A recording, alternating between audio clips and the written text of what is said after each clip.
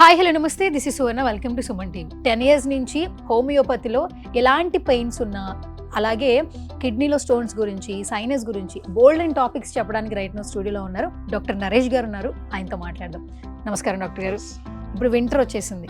వింటర్లో ఏంటంటే ప్రతి ఒక్కరికి కోల్డ్ ఇష్యూస్తో బాధపడుతూ ఉంటారు. మెయిన్గా ఏంటంటే సైనస్ ఉన్న వాళ్ళు ఇంకా ఎక్కువ ఇబ్బంది పడుతుంటారు. అసలు ఈ కాలం అంటేనే భయపడిపోతూ ఉంటారు. ఈ వింటర్లో సైనస్తో ఇబ్బంది పడే వాళ్ళకి ఫస్ట్ మీరు ఇచ్చే సలహాలు, సూచనలు ఏంటి చెప్పండి. కంపల్సరీ వింటర్ వచ్చేసరికి చాలా మంది భయపడతారు. ఎందుకంటే సైనస్ అనేది ముక్కు స్టఫ్నెస్ డెవలప్ కావడం, శ్వాసకి ఇబ్బంది కావడం అనేది చిన్నపిల్లలు, పెద్దలు, ఓల్డ్ ఏజ్లో ఇంకా ఎక్కువ సఫర్ అయ్యే ఛాన్సెస్ ఉంటుంది. కంపల్సరీ మనం కొంచెం హాట్ వాటర్ లాంటివి రెగ్యులర్గా తీసుకోవాలి. కోల్డ్ థింగ్స్ దూరంగా ఉండాలి. మనం ఉండే ఇంట్లో వెదర్ కూడా కొంచెము హాట్ వెదర్ ఉండేటట్టు చూసుకోవాలి. కంపల్సరీ కోల్డ్ వెదర్ కన్నా ఎక్స్పోజ్ కాకుండా చూసుకోవాలి. కంపల్సరీ అట్లా చూసుకుంటే మనం రిపీట్గా కాకుండా ఎక్కువ సీజన్లో, ఎందుకంటే ఇది వెదర్ చేంజ్ వల్ల వచ్చే ప్రాబ్లం. వెదర్ వల్ల వచ్చే ప్రాబ్లం కాబట్టి మనం వెదర్ నుంచి ఎలా కాపాడుకోవాలి కూడా చూసుకోవాలి. కాబట్టి వెదర్ నుంచి వచ్చినప్పుడు ఎట్లాంటి ప్రాబ్లమ్స్, సడన్గా వెదర్ చేంజ్ అయినప్పుడు, సడన్గా ఫాగీ వెదర్ డెవలప్ అయినప్పుడు ఏ విధంగా మనం చూసుకోవాలి, జాగ్రత్త పడాలనేది కూడా ఇంపార్టెంట్. అట్లయితే దాంట్లో మనకు 5 to 10% కూడా అది కూడా హెల్ప్ఫుల్ అవుతాయి, అలాంగ్ విత్ మెడికేషన్స్. బేసికల్గా సైనస్ వచ్చింది అని గుర్తించడం వల్ల లక్షణాలు ఏ విధంగా ఉంటాయి? జనరల్గా అయితే సైనస్లో స్టార్టింగ్ స్టేజ్లో ఏమైనా అలర్జిక్ ప్రాబ్లం అని చాలామంది చెప్తుంటారు. డస్ట్ ఎలర్జీ వచ్చినప్పుడు తుమ్ములు వస్తున్నాయి సార్, మార్నింగ్ లేవగానే తుమ్ములు కంటిన్యూషన్ 50-60 ఎపిసోడ్స్ వస్తుంది, కాన్స్టెంట్గా స్నీజింగ్స్ వస్తున్నాయి, కాన్స్టెంట్గా రన్నింగ్ నోస్ వస్తుంది అనేది ఇది అలర్జిక్ రైనైటిస్ ప్రైమరీ కండిషన్ ఇది. సో దీంట్లో ప్రధానంగా మనం ఏం చేస్తాము, డస్ట్ కానీ, వెదర్ కానీ, వాటర్ కానీ ఏది ఎక్స్పోజ్ అయినా ఆ పర్టికులర్ పేషెంట్కు సిమ్టమ్స్ డెవలప్ అవుతాయి. ఇది దాటిందంటే పేషెంట్కు మనకు చీక్ సైడ్ అంటాం, సో ఫ్రంటల్ సైడ్ అంటాం, ఈ ఏరియాస్లో మనకు పెయిన్ వస్తుంది. సో ఇక్కడున్న కొన్ని వాటర్కు మనకు ఇన్ఫెక్షన్, లిక్విడ్కు మనకి ఇన్ఫెక్షన్ వచ్చే ఛాన్సెస్ ఉంటుంది. సో దీన్ని మ్యాక్సిలరీ సైనస్ అంటాం. ఒకవేళ ఇక్కడ ఉన్న ఏరియాకు కనుక ఇన్ఫెక్షన్ వస్తే దీన్ని ఫ్రాంటల్ సైనసైటిస్ అంటాం. దీంట్లో డిఫరెంట్ రకాలు ఉంటాయి సైనసైటిస్. బేసిక్గా అయితే మనకు అందరు రెగ్యులర్ కంప్లీట్ చేసేదిలో మ్యాక్సిలరీ సైనసైటిస్ ఒకటి, ఫ్రాంటల్ సైనస్. దీంట్లో సివియర్ ఫామ్ ఏముంటుందంటే హెడేక్, అసోసియేషన్ ఉండి సైనసైటిస్ ప్లస్ అసోసియేషన్ ఉందంటే అది పీక్ స్టేజ్కి వెళ్ళినట్టు లెక్క. సో కంపల్సరీ దీంట్లో రన్నింగ్ నోస్, స్టఫీ నోస్, రాత్రిపూట ముక్కు బ్లాక్ కావడము, తర్వాత మనం రెస్పిరేషన్ సంబంధించిన పఫ్స్ కొట్టుకోవడం, కొందరు నెబులైజేషన్కి ప్లాన్ చేసుకోవడం, ఇవి జరుగుతాయి అన్నమాట. సైనస్ వచ్చిన వాళ్ళు మేజర్గా ఒక పాయింట్ చెప్తారు సార్, పడుకునేటప్పుడు గొరకొస్తుంది, అతిగా గొరకొస్తుంది. నార్మల్గా కొంతమందికి గొరకొస్తుంది. గొరక అనేది కూడా ఒక రకమైన వ్యాధి. కానీ సైనస్ ఉన్న వాళ్ళకి ఇంకా ఎక్కువగా బ్రీతింగ్ లెవెల్స్ అందక వస్తుంది అంటారు. ఇది ఏంటి అసలు? ఇది మంచి పాయింట్. యాక్చువల్లీ సైనస్లో కామన్గా రిపీటెడ్గా కోల్డ్, కాఫ్ ఉండడం వల్ల, రన్నింగ్ నోస్ ఉండడం వల్ల మనకు నాజల్ బోన్స్లో ఉన్న కండరం అనేది పెరుగుతుంది. దీన్ని నాజల్ పాలిప్ అంటాం. సో ఈ చిన్నపిల్లల్లో ఎవరికైనా రిపీటెడ్గా కోల్డ్, కాఫ్ వచ్చినా వస్తుంది, అలర్జిక్ రైనైటిస్ ఉన్న ప్రాబ్లం వారిలో ఉన్నా కూడా వస్తుంది, తర్వాత సైనస్ ప్రాబ్లం ఉన్న వారిలో కూడా వస్తుంది. దీనివల్ల ముక్కు బ్లాక్ అవుతుంది. ముక్కు బ్లాక్ అయ్యి రాత్రిపూట ముక్కు బిగుసుకుపోవడం, స్టఫినోస్ డెవలప్ కావడము, శ్వాసకి ఇబ్బంది పడకుండా పేషెంట్ భయపడడం అనేది జరుగుతుంది. అప్పుడు స్టోరింగ్ డెవలప్ అవ్వడం వల్ల ఈ గురక ప్రాబ్లం అనేది కంటిన్యూ అయింది. ఇప్పుడు ఈ నాజల్ పాలిప్ని కనుక మనం ట్రీట్ చేయగలిగితే స్టోరింగ్ ఆటోమేటిక్గా అయిపోతుంది. సో స్టోరింగ్ అనేది ఈ కంకామిడెంట్ సిమ్టమ్, దీని అసోసియేషన్ సిమ్టమ్. సైనస్లో చివరి స్టేజ్ ఆఫ్ సిమ్టమ్స్లో మనకు స్టోరింగ్ అనేది డెవలప్ అయింది. అది కూడా ఓన్లీ నాజల్ పాలిప్ వల్లనే డెవలప్ అవుతుంది. నాజల్ పాలిప్కు జనరల్గా మనం బయట అందరూ చూసేదంటే లేజర్ సర్జరీ అంటారు. లేజర్ సర్జరీ చేసినా రిపీటెడ్గా వస్తుంది. పెద్దవాళ్ళు అంటే సైనస్ ఇష్యూస్ ఉన్నా, కోల్డ్ ఇష్యూస్ ఉన్నా ఓకే, వాళ్ళకి ట్రీట్మెంట్ చేయొచ్చు. ఈ మధ్య కాలంలో నవడేస్ చిన్నపిల్లల్లో కూడా సైనస్ ఇష్యూస్ ఎక్కువగా చూస్తున్నాం సార్.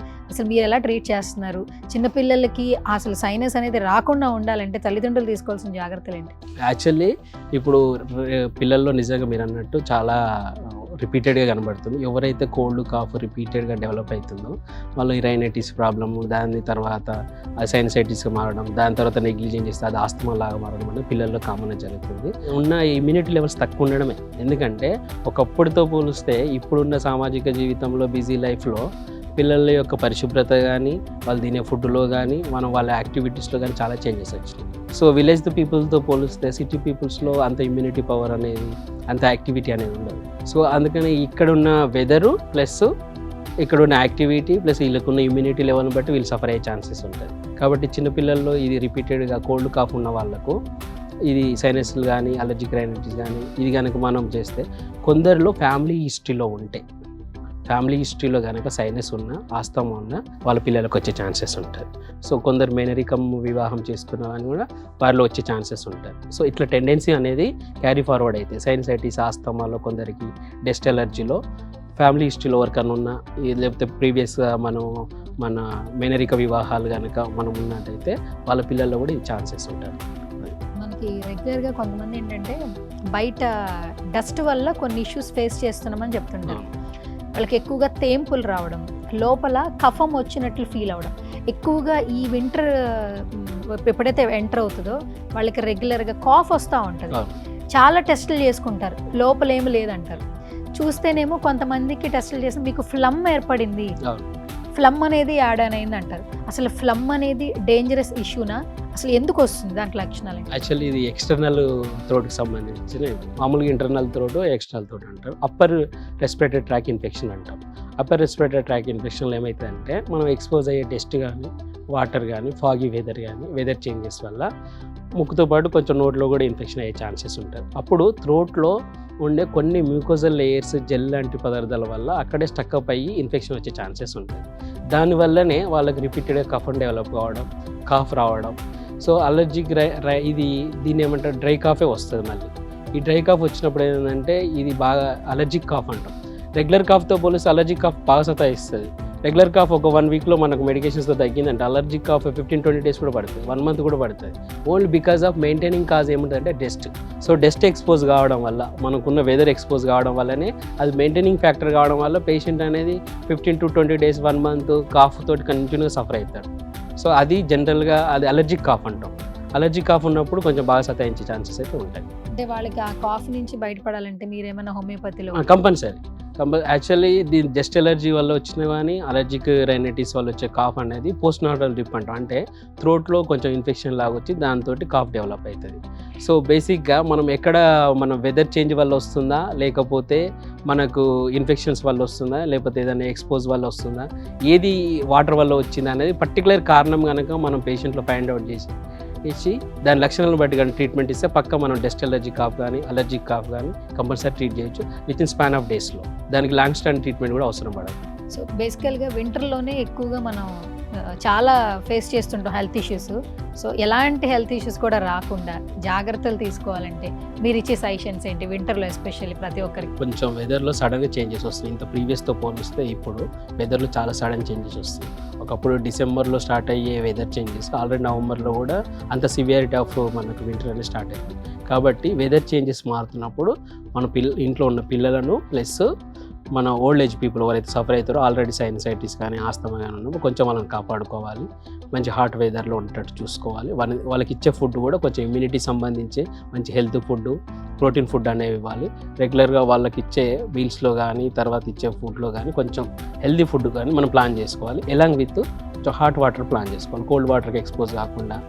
తర్వాత పిల్లల్లో రెగ్యులర్గా వాళ్ళు తినే ఐస్ క్రీమ్స్ కానీ ఇవన్నీ కంపల్సరీ మనం స్ట్రిక్ట్గా చేసుకుంటే బెస్ట్. ఎందుకంటే అవి మెయింటైనింగ్ ఫ్యాక్టర్గా ఉపయోగపడుతుంది. మనం ఎంత ట్రీట్మెంట్ ఇచ్చినా మనం ఎంతగా మనం కరెక్షన్ చేయడానికి ట్రై చేస్తున్న ప్రాబ్లము వాళ్ళు కనుక ఐస్ క్రీమ్ తిన్నా, వాళ్ళు కనుక కోల్డ్ వెదర్కి ఎక్స్పోజ్ అయినా, కూల్ డ్రింక్స్ తాగినా మళ్ళీ రిపీట్ అయ్యే ఛాన్సెస్ ఉంటాయి. కాబట్టి ఆ మెయింటైనింగ్ ఫ్యాక్టర్ను మనం కంపల్సరీ అవాయిడ్ చేసుకోవాలి. తగిన జాగ్రత్తలు తీసుకుంటూ మనం మెడిసిన్స్ కనుక కంటిన్యూ చేసుకుంటే మనం పర్ఫెక్ట్లీ ట్రీట్మెంట్ ఇవ్వచ్చు. సో ఫైనల్గా ఈ వీడియోస్ చూస్తున్న సుమన్ టీవీ ఆడియన్స్కి మీరేం చెప్తారు as a homeopathy doctor? Actually మిగతా ట్రీట్మెంట్తో పోలిస్తే, మిగతా సిస్టమ్ ఆఫ్ మెడిసిన్స్తో పోలిస్తే హోమియోపతిలో బ్యూటిఫుల్ ఏంటంటే, సో ఏ ప్రాబ్లం అయినా ట్రీట్ చేసిన కొన్ని సంవత్సరాల తర్వాత వాళ్ళ ఇమ్యూనిటీ పవర్ తగ్గిన తర్వాత వాళ్ళకి ఏదైనా వైరల్ ఫీవర్స్ వచ్చి వాళ్ళు లో అయిన తర్వాత ఏదైతే ప్రీవియస్గా ఉన్న ప్రాబ్లం రిపీట్ అయ్యే ఛాన్సెస్ ఉంటుంది. ప్రీవియస్గా సఫర్ అయినా లేకపోతే ఈ మధ్య కాలంలో సఫర్ అయినా ఎప్పుడైతే వాళ్ళు ట్రీట్మెంట్ ఆపేస్తారో బయట అది రిపీట్ అయ్యే ఛాన్సెస్ ఉంటుంది. హోమియోపతిలో నీకు లాంగ్ స్టాండింగ్ ట్రీట్మెంట్ ఉండడం వల్ల ఏమవుతుందంటే ఏ క్రానిక్ డిసీజ్నైనా మనం రిపీట్ కాకుండా చూస్తాం. సో బాడీకి ఒకసారి అది టెండెన్సీ అంటాం. టెండెన్సీ అంటే ఏంటిదంటే ఇప్పుడు రీనల్ స్టోన్స్ అయినా కానీ సైనస్ అయినా కానీ ఆస్తమా కానీ ఏదైనా కానీ బాడీలో ఆ టెండెన్సీ ఉంటుంది, రన్ అయిపోతుంటుంది. ఈ రన్నింగ్ విధానము ఈ మెకానిజం ఆపాలంటే ఓన్లీ హోమియోపతిలోనే స్కోప్ ఉంటుంది.